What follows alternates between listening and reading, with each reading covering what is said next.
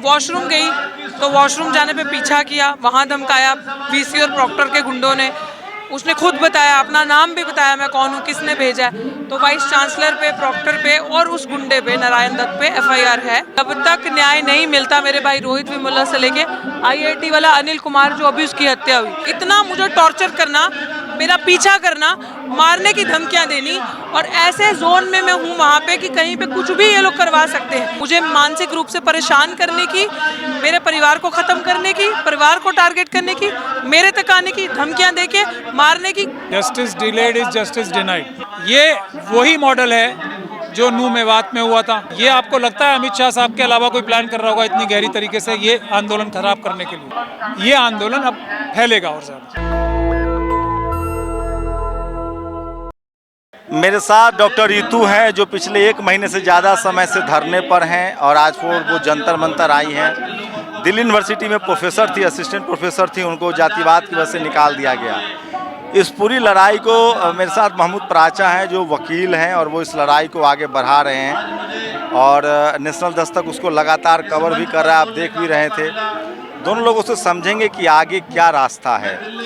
Doctor Ritu, क्या लगता है कि 1 महीने से ज़्यादा का समय हो गया, कोई रिस्पांस आया है? नहीं, कोई रिस्पांस नहीं आया। हमारी लड़ाई में सर इतनी जल्दी रिस्पांस कहाँ आते हैं? हमारे लोग दूसरी दुनिया में पहुंच जाते हैं, वहाँ तक रिस्पांस नहीं आता, तो लड़ता रहता है परिवार।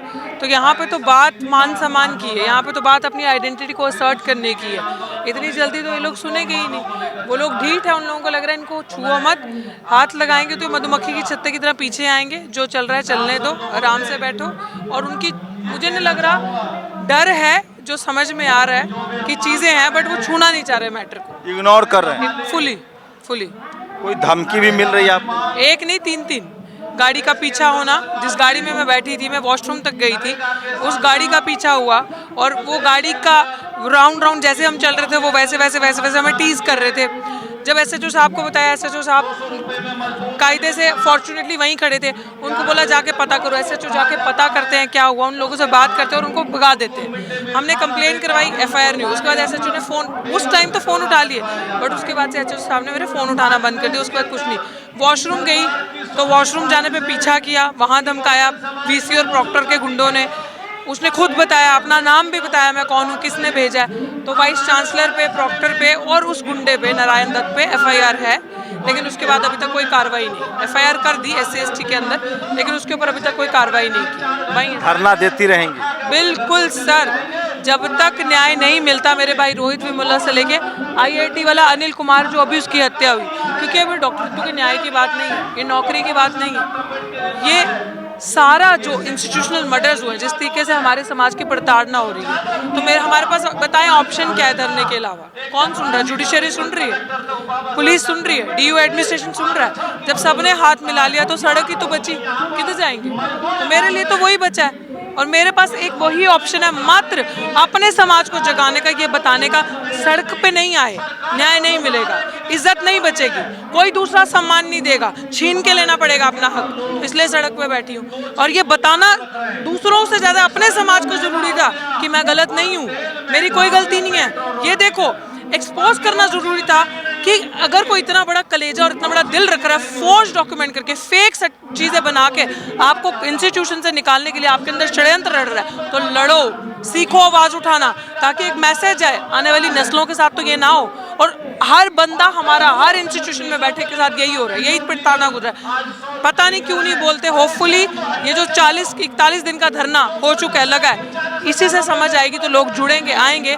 5 तारीख को हमने न्याय मार्च निकाली थी, समाज के सच्चे लोगों ने, जिनको जागरूकता थी, वो आए, उन्होंने जन सैलाब लाया दिल्ली विश्वविद्यालय की सड़कों पे, जो कि एक भगवा रंग से हमेशा रंगा रहता था, उनको नीला किया और दिखाया अपनी आइडेंटिटी को असर्ट करके कि पंगा मत लेना। इतिहास आने वाली पीढ़ियां भी याद रखेगी और ये एडमिनिस्ट्रेशन भी याद रखेगा कि अब किसी को हाथ लगाओगे तो ये भी हो सकता है हमारे साथ। आपको लगता है कि आपको शेड्यूल कास्ट होने की वजह से आपके साथ इस तरह की कॉन्स्पिरेसी, आपको नौकरी से बाहर किया गया? लगता है चार्जशीट जमा होगी, अभी तक लगता है। जिस आरोपी पे चार्जशीट जमा है SC/ST एक्ट के अंदर, आप राजा साहब से ये चीज़ पूछ सकते हैं, पहले अरेस्ट बनता था उनका, उनको ना सस्पेंड किया है ना अरेस्ट किया है, तो अभी भी ये लगता है। इतना मुझे टॉर्चर करना, मेरा पीछा करना, मारने की धमकियां देनी, और ऐसे जोन में मैं हूँ वहाँ पे कि कहीं पे कुछ भी ये लोग करवा सकते हैं। एक गुंडा तो सामने मंच पे मारने आ गया, हेलमेट पकड़ी हुई थी 2, ना उसके पास बाइक थी ना स्कूटी। इस तरीके के इंसिडेंट झेल रहे हैं अभी भी लगता है। जब वहाँ लोगों को दिक्कत है कि हम ये जो गुंडा मेरे पीछे भाग के आया था मारने के लिए, वो ये बोल रहा है कि जय भीम करके पूरी यूनिवर्सिटी में गंद डाला है। अभी भी मुझे लगता है नफरत सिर्फ मुझसे नहीं, वो तो बाबा साहब से भी थी। तो शेड्यूल कास्ट होना ही पाप, ऐसा लगता है कई बार कि इस समाज में जन्म ले लिया ये दुर्भाग्य है क्या, ये पाप है क्या? आपको नहीं लगता बाकी लोग को निकाल दिया जाता है, लोग चुप हो जाते हैं, आप लड़ने की क्यों जिद? तो क्या करूं, मैं भी उनकी तरह गद्दार बन जाऊं, दलाल बन जाऊं, ताकि जो मेरी आने वाली, ताकि एक और रोहित वेमुला हो, पायल तड़वी हो, अनिल कुमार हो, आयुष हो, आईटी वाले, यही हो जाए। वो तो उन्होंने कोई कसर छोड़ी, उन्होंने कोई कसर नहीं छोड़ी मुझे मानसिक रूप से परेशान करने की, मेरे परिवार को ख़त्म करने की, परिवार को टारगेट करने की, मेरे तक आने की, धमकियां देके मारने की। ये गाड़ी का एक नया पीछा नहीं है, पहले भी कंप्लेन कर चुकी हूँ जब गाड़ियाँ मेरा पीछा करती थी, निजामुद्दीन तक पीछा करती थी। तो चुप रहूं, दलाली करूं, डर के अंदर घर के अंदर बैठ जाऊं, स्वार्थ कर लूं। मेरी नज़र में ना सामाजिक कल्याण की परिभाषा परिवार कल्याण नहीं है, पर्सनल स्वार्थ नहीं है। इसलिए लिख के लगाया बड़ी बड़ी होर्डिंग में, नौकरी नहीं न्याय चाहिए, तुम खरीद नहीं सकते। बार बार कहती हूँ, कोई करेंसी नहीं बनी जो हमें प्राचार्य साहब को खरीद सकती है, कोई डर और कोई धमकी नहीं बनी जो डरा सकती है। इसके आगे जो कर सकते हैं आप करें। क्या चाहती हैं?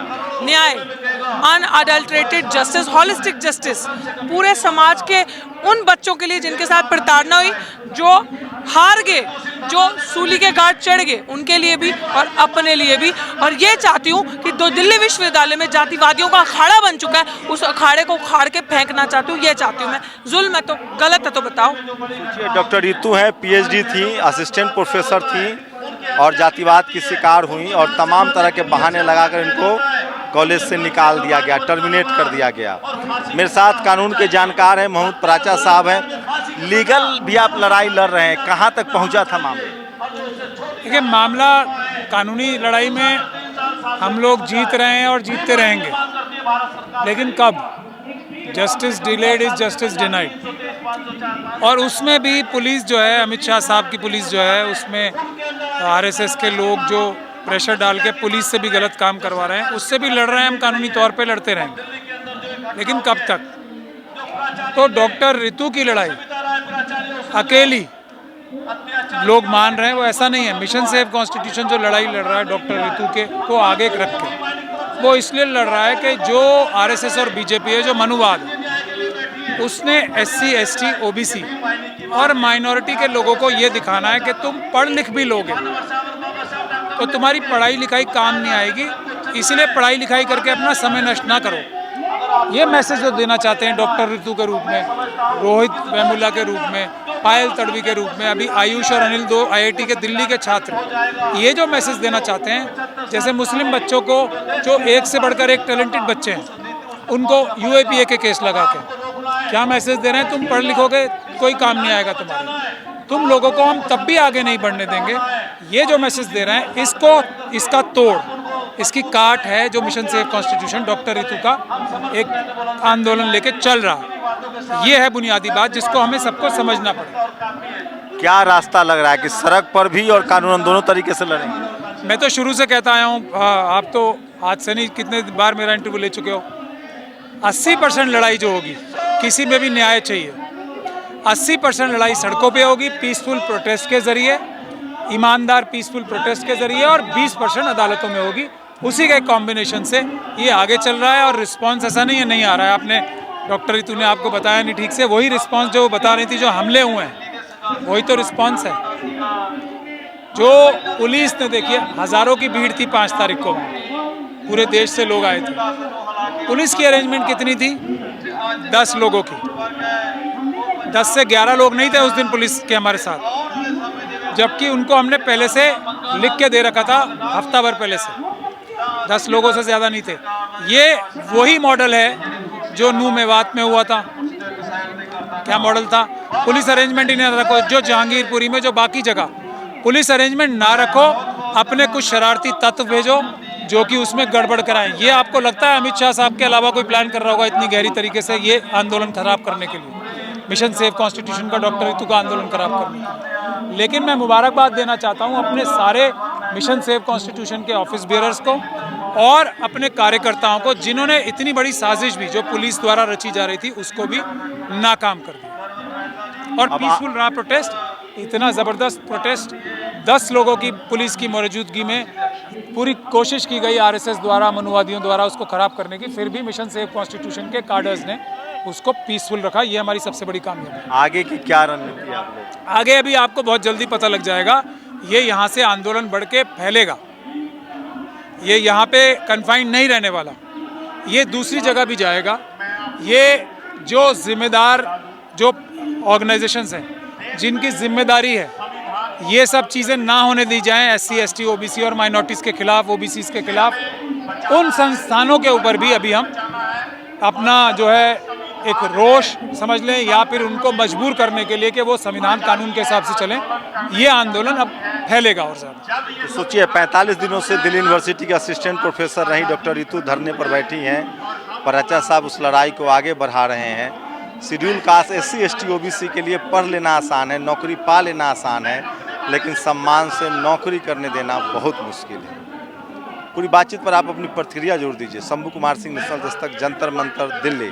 नेशनल दस्तक की आपसे गुजारिश है कि अगर इसको बचाना चाहते हैं तो नेशनल दस्तक को सब्सक्राइब करने के लिए रेड कलर के सब्सक्राइब बटन को दबाएं, फिर बेल आइकन की घंटी दबाएं। नेशनल दस्तक को बचाने के लिए बहुत जरूरी है कि हर खबर को शेयर करें, लाइक करें, कमेंट जरूर करें।